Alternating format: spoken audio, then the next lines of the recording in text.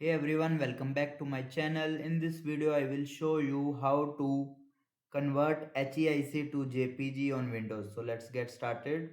Firstly, we are opening the HEIC file. Here you will see the file format is HEIC. Right click on it, then click on open. It will be directly open to photos.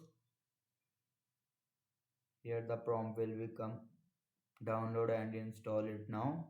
When you click on it, it will be directly open in Microsoft Store. If you want to buy it, you can buy it. If you want to don't buy it, the another method is we are going to Google Chrome. Here we will type HEIC to JPG and press enter. Open the first website. Here you will select images. Now select the image, then click on open. Now convert to JPG.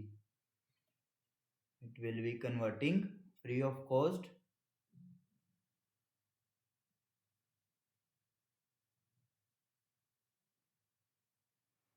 Once it's complete, you can see HEIC file convert into JPG.